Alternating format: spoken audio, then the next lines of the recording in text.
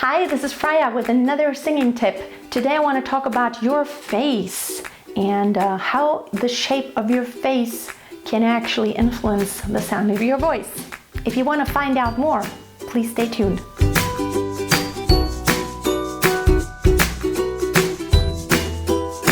You've probably seen those singers that whenever you watch them, you are in pain. Not because of the words they're conveying, just because it looks like they're about to pop a vein or they're just in pain.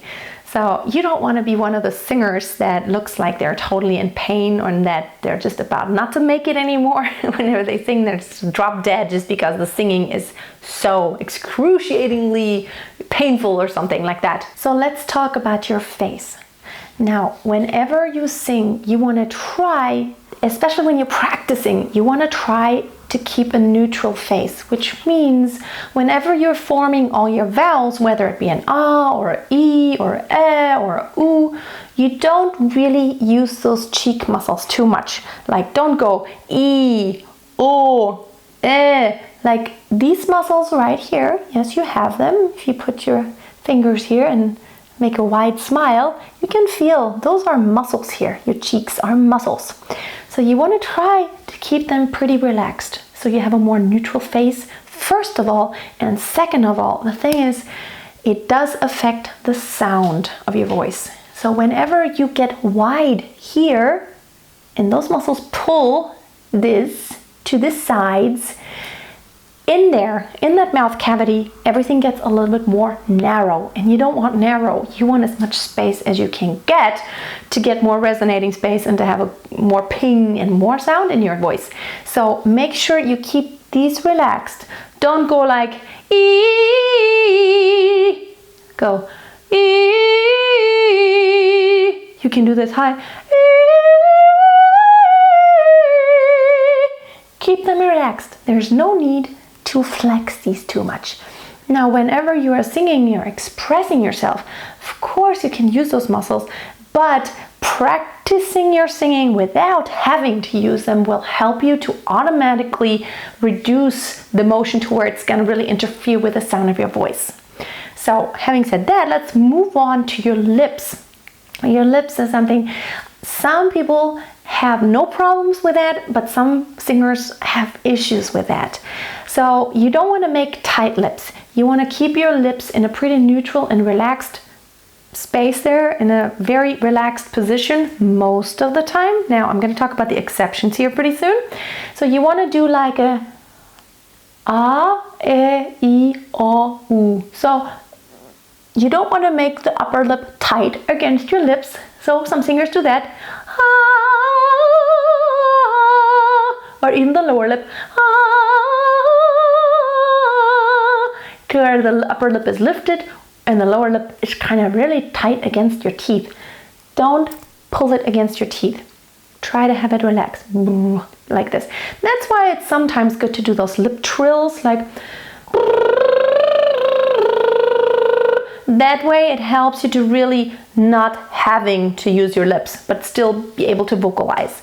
So it needs to be independent. So your lips don't go with the vocalizing. They are their own thing and they don't have to get tight when your vocal cords get tight. Now, the exception is whenever you want to have more ping on certain pitches, when you get higher, you do want to use your lips a little bit, kind of as an extension of your mouth to make kind of like a funnel shape. It really does help sometimes when you go like an ah or ooh. When you go higher, it's a difference whether you do ah or ah. It gives you a little bit more space and it extends everything a little bit more. Plus, it actually goes on into your mouth cavity and it really helps it to open up a little bit more when you think ah, like this. Your lips kind of not like fish lips, but it's more like a funnel. I think of it like a funnel. It's like, give it more space. Don't go like, ah. It has more tension in it. So that's the only exception. Without them getting too tight, of course, just keep them still pretty relaxed, but just kind of extend that out to where there's more space. Ah.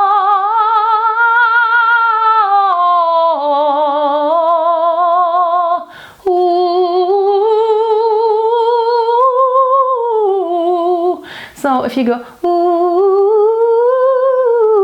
it's a little too tight back here. So you want to make him kind of go out. So let's talk about one more thing, your jaw. I have talked about the jaw before. The jaw needs to try to relax it most of the time. Now that's not easy, I know.